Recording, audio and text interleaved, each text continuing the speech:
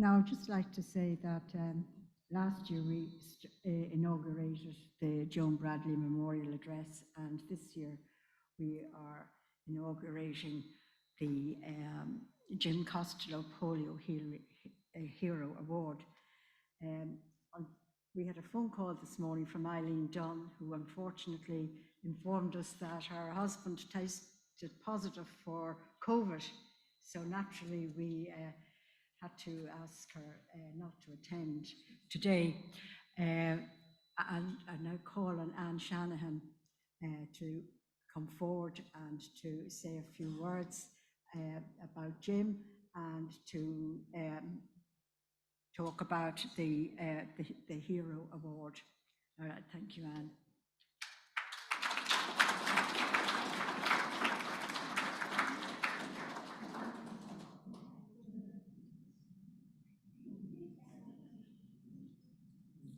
Hello everyone, I hope you can see me, I'm a bit small down here.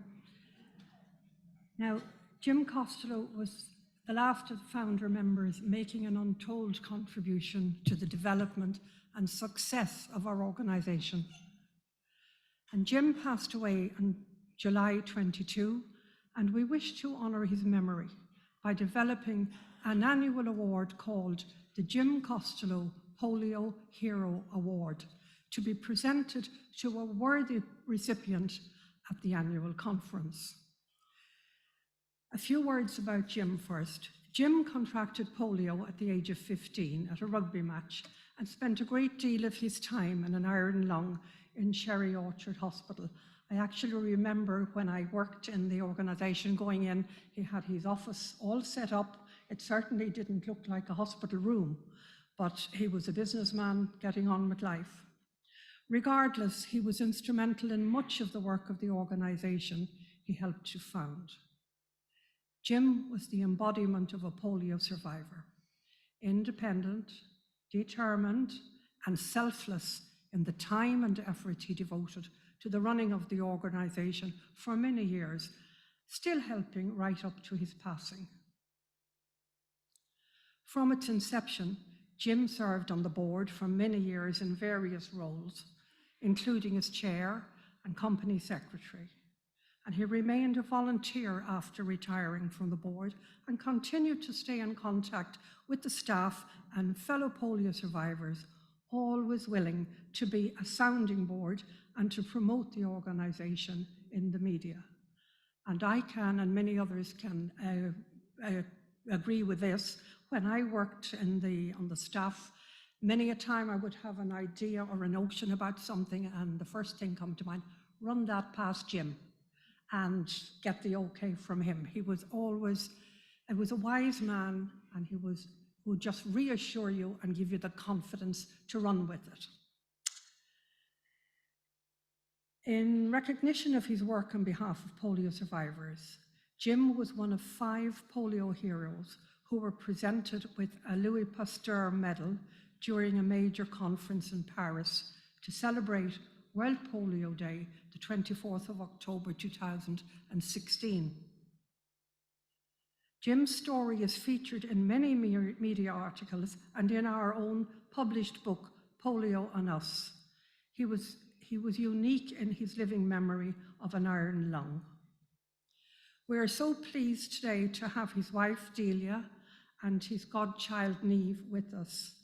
Delia is still a member and a stalwart supporter, and she's going to help to present the Jim Costello Polio Hero Award.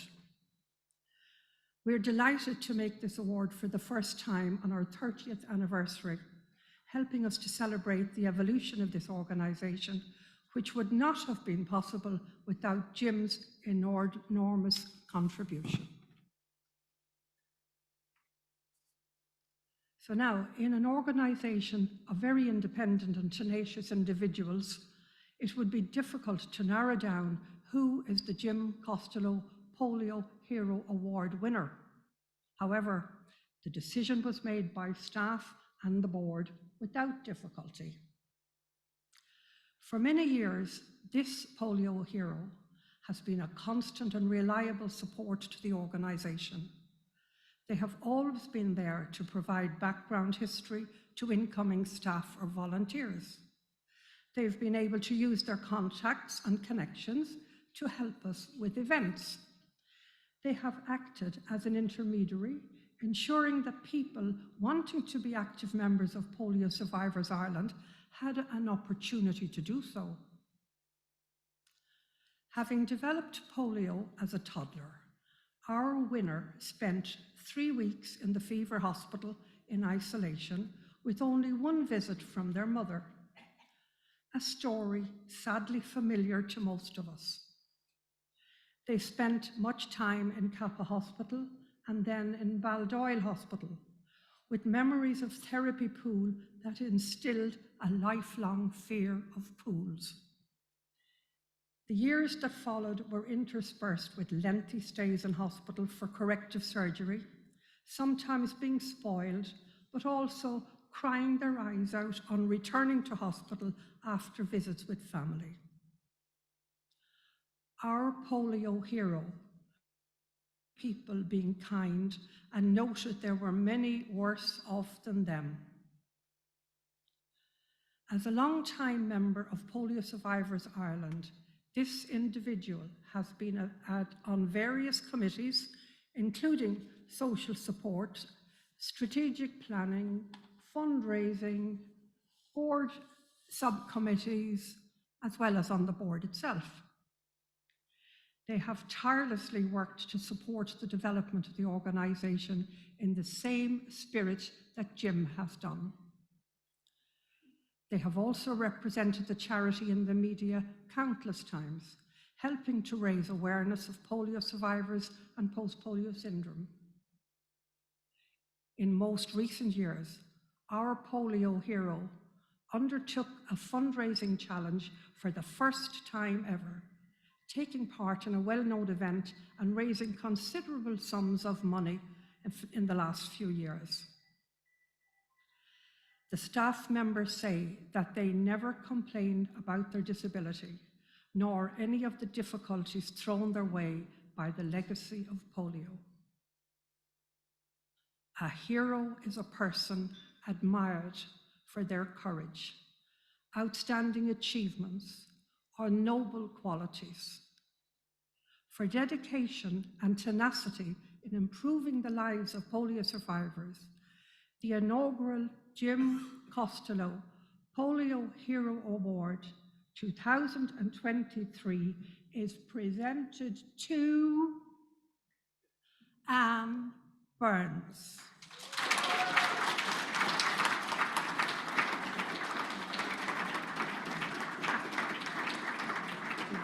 I will ask Anne to come up, and I will ask Delia, Jim's wife, to present the trophy to Anne. Congratulations, Anne.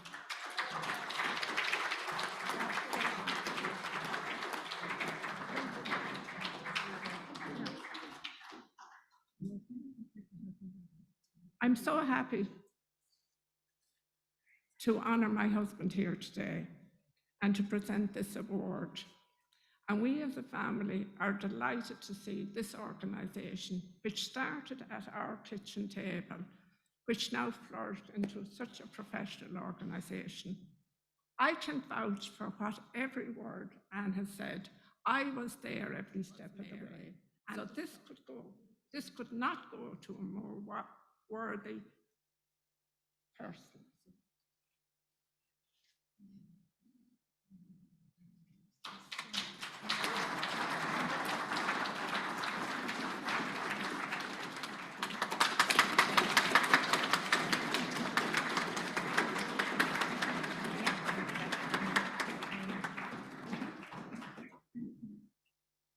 Huge thanks to Delia for her impromptu and lovely few words about Jim. And I think it would be nice to just give a round of applause in memory of Jim as well.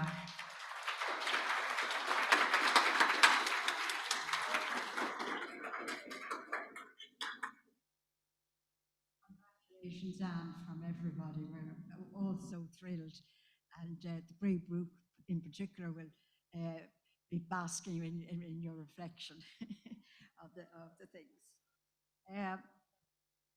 Now, before we break for lunch, I just have another message to read to you. I received an email this morning and I was asked to read it to your organisation. Dear Macrina, would you please convey the following message to your members gathered with you today? On behalf of the directors and member organisations of the European Polio Union, may we wish you a wonderful AGM and conference. Thank you for your ongoing support of the European Polio Union, and special thanks to Macrina Clancy and Pat McGillian, who have joined our board and are making such a valuable and effective contribution. Once again, thank you, David Mitchell, President. I would first like to introduce our board members to you. So Mary Byrne is sitting over there. Please put up your hand, Mary. Thank you. James Dorley, Charlie Smith, Zaina Salam. Thank you, Zaina. Frank Mitchell over here. Patrick Ryan. Patrick. Fintan Foy. And Miriam Kavanagh here beside me. Thank you. So now I'll just go over, we have minutes for them. The minutes of the 2022 AGM. The minutes were circulated to you. So has anybody got any questions in relation to the minutes for last year's AGM?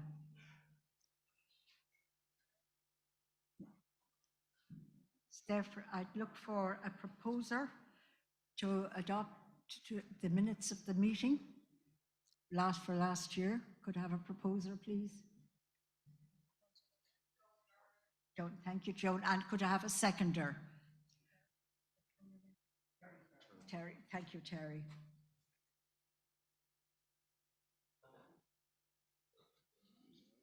Yeah. Any matters arising out of the minutes? Oh, very good. All right, thank you. So now we'll go over some highlights over the past year that has gone on. Now, first of all, our finances, we had a loss of just over €13,000. And then 338 people called to the office seeking help of one sort or another. And of course, this could have amounted to a range of phone calls and correspondence with the staff there. The next good piece of news we had was funding, which I'll give you the details of for the next 2.5 years. And importantly, very importantly, resumption of most of the social support groups. And I really want to encourage those who haven't ventured out yet to start rejoining their social support groups and coming out. Even on the radio the last few days, they were saying that social activity, meeting friends, is very good for all our health. So I hope that in this lovely weather that the groups will get together and take advantage of it and be out and about as much as possible with one another. Now, services provision for 2022. 68 members were provided with aid or appliance, 53 supported with therapies, 31 members benefited from a respite break, 386 members received a heating grant, and with the cost of heating nowadays, that was most welcome. 40 members availed of the telephone support services, and 12 social support groups held meetings last year. And that's good, so I hope more of the groups will hold meetings and hold them more regularly. 242 members then were helped with a variety of issues and inquiries that arise. The SNO grant, which was on the previous slide, is the scheme to support national organisations, and it's funded through the Department of Rural and Community Development Officers. And we got funding of 245,000 spread over 2.5 years. And this is enabling us to have 3 new part-time positions during this period: an advocacy and policy officer and 2 member engagement officers. And two members engagement officers. So Ciara Power has been recently appointed as our new part-time advocacy officer. And her main job will be, oh, there you are, sorry, Ciara. So this is Ciara Power, and we're looking forward to the work that Ciara will do for us. We have wanted an advocacy officer for years, but we haven't had funding for it. So now we have funding for 2 years to cover this, which will be terrific. And during that period, she will conduct research on key issues affecting us, and we heard some of them this morning, develop and submit new submissions to address these issues and the government and state agencies, and she'll coordinate campaigns seeking improvements in services for polio survivors and participate in national campaigns to support the disability sector. And this will tie in with something else that I'll be mentioning later on this afternoon. Then the other appointments are member engagement officers. So we now have 2 new part-time member engagement officers, which were appointed earlier this year. Nuala McLaughlin, there she is over to my left down here, Nuala. And some of you will have met her already, and Orna Maddock. Where are you, Orna? Terrific, Orna. And Orna will be dealing with the south of the country, and Nuala will be dealing with the northern half of the country. So you will get to know one or other of them throughout the year. And now we move on to... So their main focus of work will be to assist the network of social support groups. So they will be contacting all the social support groups and trying to keep you all going and getting things. They'll organise area information meetings around the country, and they'll support members in participating in polio survivors' Ireland events and activities.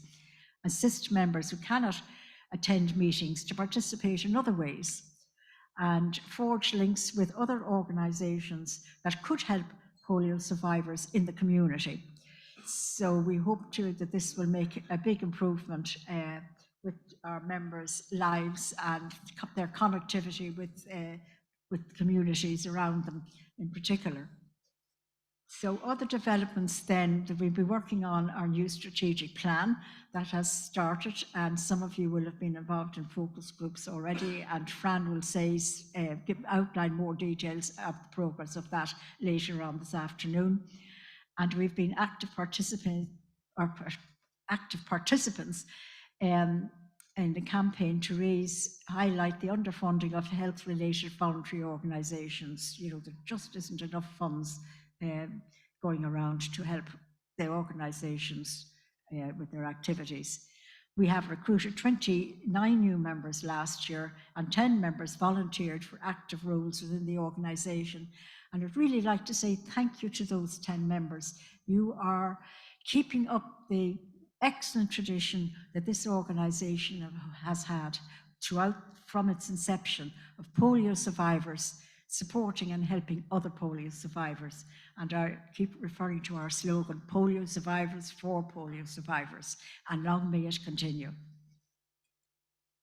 Now, Pat McGillion has been nominated for election to the board. Unfortunately, no other candidate came forward for election this year. So maybe you were all terrified once you knew that Pat was joining the board again, and didn't want to go up, and he is a formidable person, all right, in his own right. But we are delighted to have Pat back on the board.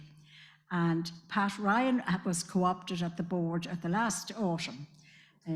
So we have 2 Pats on the board. And then we've 2 Ciara staff, so you know there's going to be plenty of confusion all around. James Dooley has completed his 3-year as a board nominated director. He's been a very active member of the board since his appointment, and we're delighted to recommend his ratification for another 3-year term. So that would be, we would do that. Now, the recent highlights, at the end of May, I was honoured to be selected as one of the Irish delegates to the European Parliament of Persons with Disabilities in Brussels. And the two main issues arising that I'd particularly like to refer to. One was the manifesto that was launched, and this manifesto is hoping to be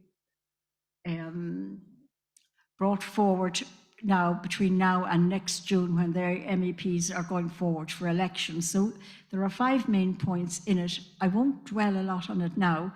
There will be details in the magazine and on our website going forward.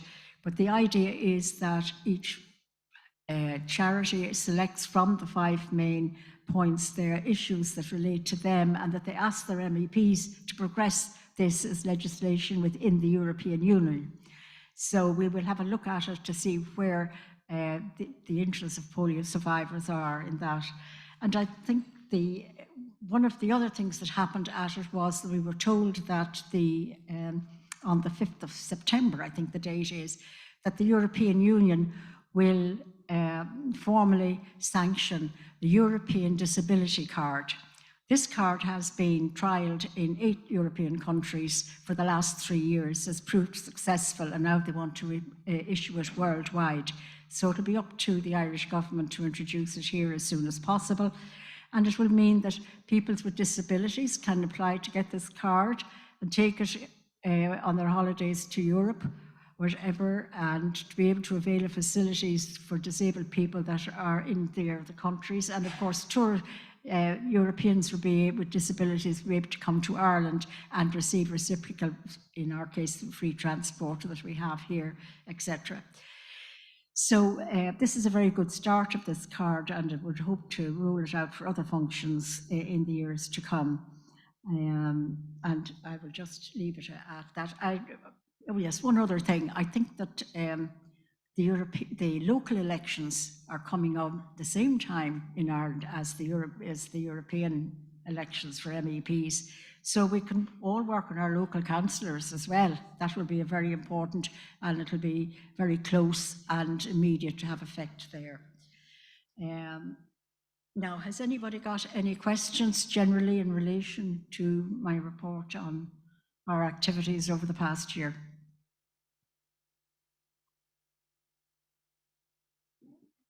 But then I think we'll, oh, sorry. Well, yes? Yes? Hello, Mick Keegan here.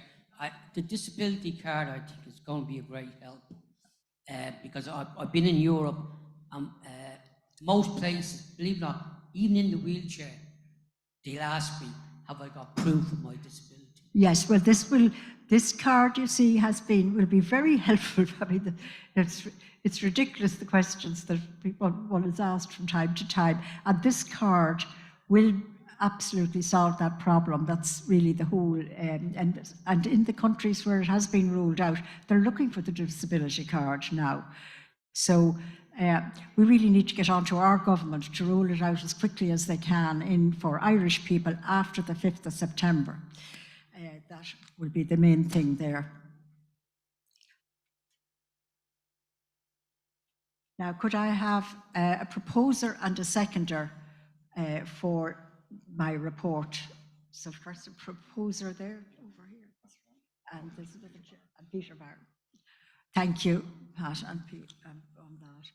So now we move on to the company secretary's vote, and I ask Fintan Foy, who is our company director and company secretary, to give his report. Good afternoon, everybody, and it's very nice to be here again and seeing everybody.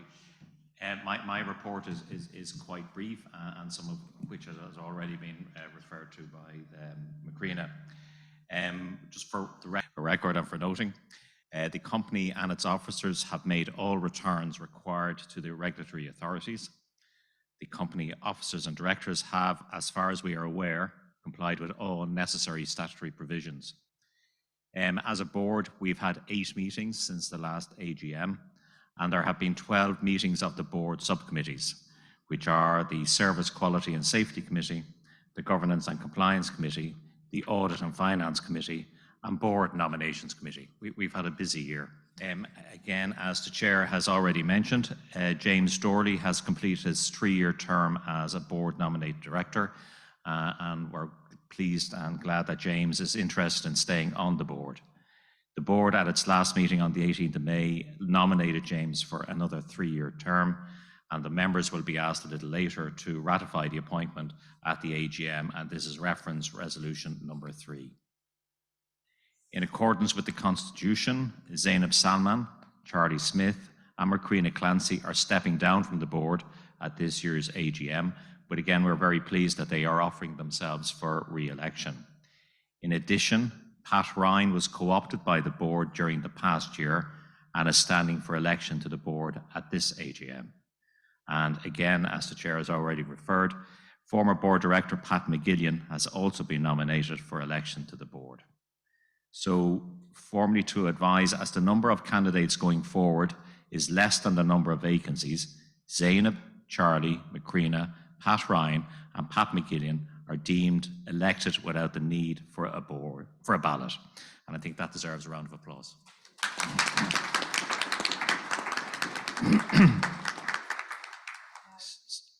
So the elected directors for the year ahead will therefore be Mary Byrne, Macrina Clancy, Pat McGillion, Frank Mitchell, Pat Ryan, Zainab Salman, and Charlie Smith.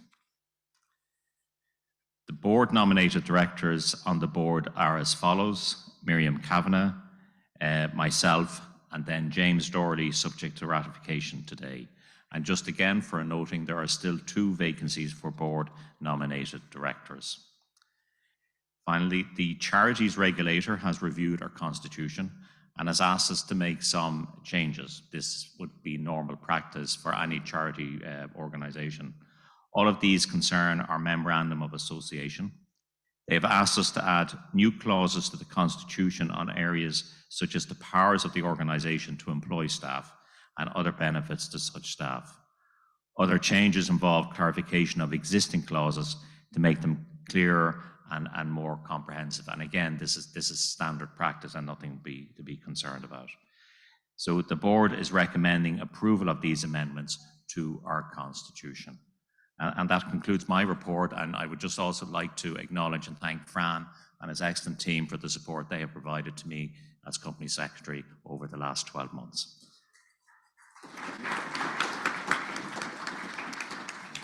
So I'm very happy to take any questions if anybody has any for my report. It's never the most exciting, I'm sorry. So now may I have a proposer for his report, please? Vote to accept the report. Susan, thank you. And a seconder? Mary Byrne. Thank you.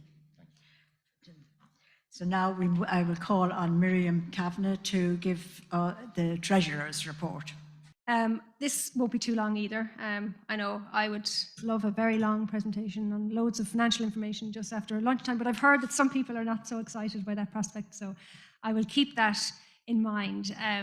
And there are certain things that I'll be bringing up that have been discussed already today. But I think overall, if we have a look at our income compared to last year, we have had a small increase in our income of about 8%. We have healthy cash balance of 182,000 at the end of 2022. And I suppose when we look then at our expenditure and how much that cash could fund spending, it is relatively healthy. We have made a small loss at the end of 2022. It came in at just over 13,000.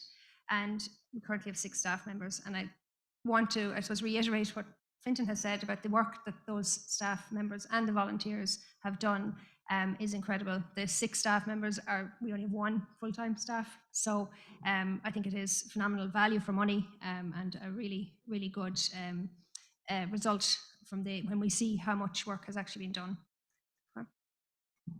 So looking at, obviously, our main funder is the HSE, but there have been some increases in some of the funding streams and the income streams last year. We have had an additional 30,000 came in through fundraising, and that reflects some of the additional work and the fundraising strategy that was developed. We've also had an increase in our members' contributions, so that has nearly tripled since the previous year. So I think thank you to everybody who is contributing within here and obviously within the wider membership. So if we go on to the next one. So in our total expenditure, It's just under 500,000. And that has increased by about 14% year on year from 21 to 2022. And there's some of those areas have been responsible, I suppose, for that increase. The biggest increase in spending has actually been on those two top lines that you'll see of provision of equipment and services to members. Combined, those spending items have increased by about 37,000 between 2021 and 2022. So as the organisation is getting more income, that income is going back to the members, it's going back out to the members that need it, which is really a great story, and it's what we want to see. So we can move on to the next slide here. So this is looking again at the services and provision of equipment and some of those larger items that are being spent on. And as I said, that provision of equipment and services to members, that's where some of the main increases in our spending has happened in 2022. So next slide. And within here, I know there's a lot of lines in this, but if we look at some of the individual lines, the heating grant has increased year on year, and of course we understand why that necessary increase has happened. So actually the heating grant, when compared to 2021, increased by 60%. So again, that's money that has come in, but it's going out to the members. A very necessary payment. We also introduced a hardship grant for members, particularly in the inflationary time, that some members required some additional financial support, and so that we've been able to provide that. Next. I think that might be the same one. I think we might just go on to the next one. Okay, and then overall the organisation costs, so the funds that are being spent on running this organisation is 33,000, and I think, as I've said, I think it represents some very good value for money. Within these costs, you can see that there's the cost of our area meetings and network meetings. These have obviously started to come back on board, and that was highlighted in McCreena's report as after COVID. So that has been a spike in the spending on those. Our spending on our conference and AGM, we were able to hold an AGM and conference again last year, which obviously we spent some funds on that. And a lot of the funding was on the venue and obviously our food but the audiovisual equipment and being able to provide a hybrid conference, which I think is really important so that we can be inclusive and we can include people who can't make it here physically. And so I suppose on that note, I'd say hello to anybody on Zoom watching us. You're most welcome to attend. And so that does cost money, but I think it's worth the funds that we're spending on that. And then the overall administration costs, it does cost a lot to run this organisation, but the funds of 206, they represent the people that you're speaking to, that are actually providing your supports, and so we need to ensure that part of it is well funded. So you can go on to the final one, our administrative costs. There's been some small increases overall, but really it hasn't changed vastly for those administrative costs. And I think at a time when there has been inflation, it reflects well on the organisation that they've been able to maintain those levels of costs. And our income trends, as I said, you can see it is between 21 and 22, it's going in a direction we like compared to previous years.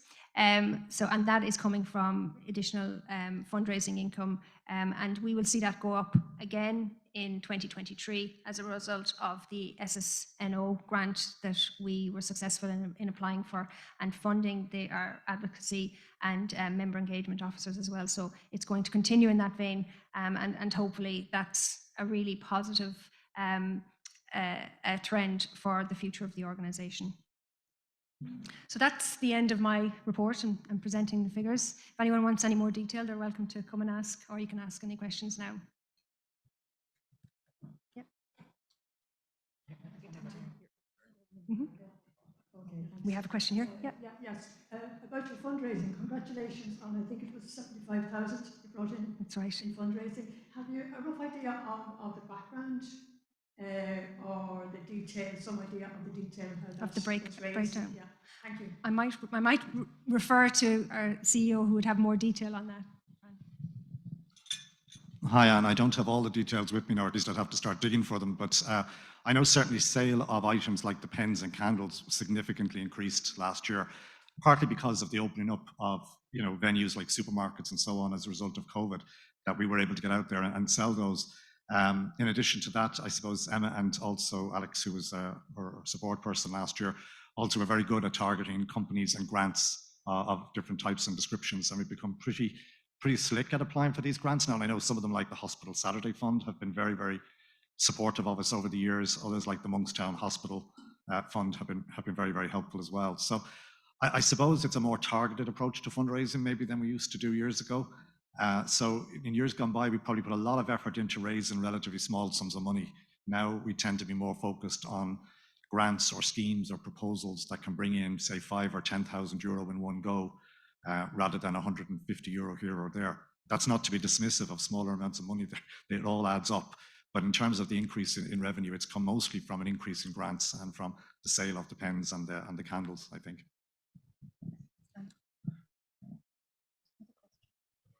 Okay. Sorry, thank you. Peter Barron here.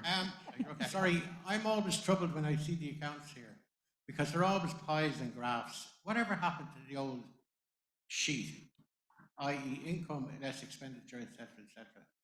Because we're all of an age. I'm sitting here with 20/20 vision, and I'm struggling to read your graphs. And I'm just wondering, could we not just bring it back to the old way when you're, like a P&L account type thing? Well, that was sent to all the members with the pack, the mailing. No, you're making a presentation here, Fran. Yeah. And we're sitting down the back of the room here, and we're saying, I can see the red lines and I can see the blue lines, but I can't actually read. Okay. What each line is for. I suppose because we sent the accounts to everybody, we probably thought there was no point in repeating it on the slide, so we were just trying to illustrate it a bit more that's user-friendly. a fair point, but for next year, could we have just a sheet like a P&L sheet Well, that we can actually read? Well, it would be more than one sheet then to be readable, but yeah, we can do it. You're after doing 4 or 5 sheets there. You could get it down to 2 even. I'm just saying, would you make it easier because we can all read? Okay, we could do that, yeah, Yeah, sure. Instead of showing graphs and pie graphs and all that. But an excellent presentation. Great job. Thank you very much. Could I have a proposer, please, for the financial statements? Proposer to accept it. Peter, thank you, Peter. And could I have a seconder, please? Gentleman down there. Pat, yeah. Thank you, Pat.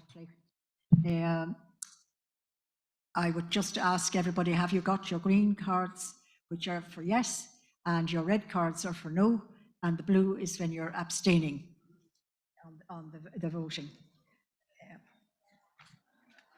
So the first resolution that we have to pass is to approve the 2022 financials. And, the detailed accounts were circulated in the post to you all.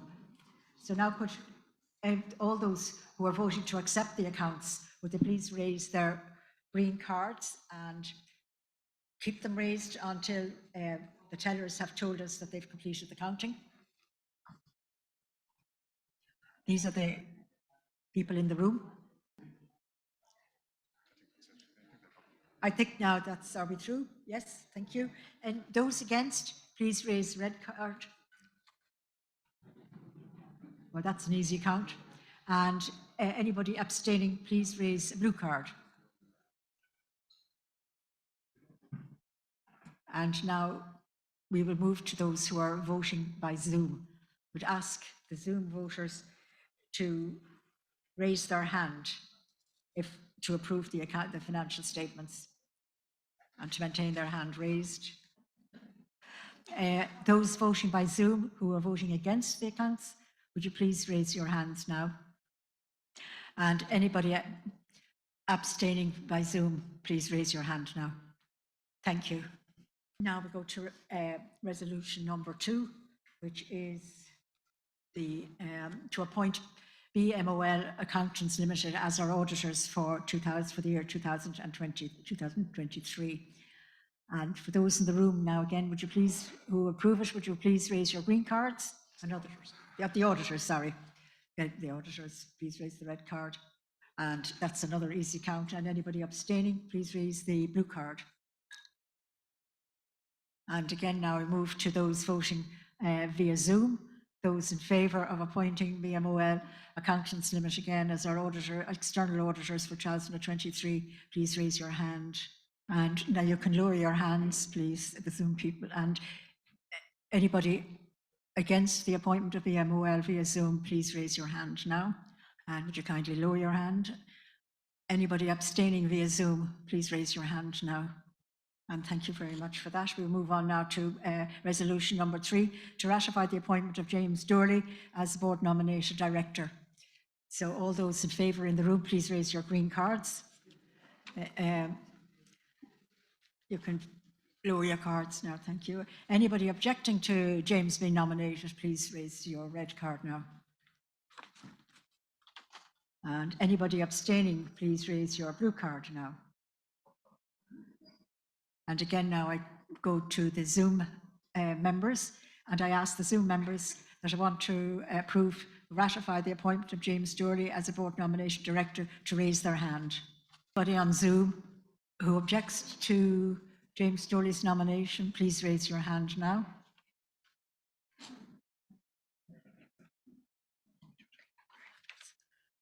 And anybody abstaining on via Zoom, please raise your hand now. And the last resolution is to approve the proposed amendments to the Constitution as outlined by Fintan in his company secretary report. Those in the room, please raise your green cards in favour. And thank you very much. Anybody against the amendments to the Constitution? Thank you. One. All right, thank you. And anybody abstaining? And now we go to the Zoom members, and would ask those Zoom members in favour of the proposed amendments to put up their hand. Anybody via Zoom that is against the changes, please put up your hand now. And anybody voting, abstaining via Zoom, please put up your hand, raise your hand now. So now I would like a proposer for the first resolution. No, James. Yeah. And could I have a seconder, please? Mary. And for the second resolution for the appointment of BMOL Accountants Limited, could we have a proposer in the room, please? Pat Ryan, proposer, and a seconder. Somebody down there. Yeah, thank you. And for the third resolution, the appointment of James Doorley, proposer, please, Zaina. Thank you. And thank you. And a proposer for the amendments to the Constitution. Pat, thank you, Pat. And a seconder? Mary Byrne. Thank you, Mary.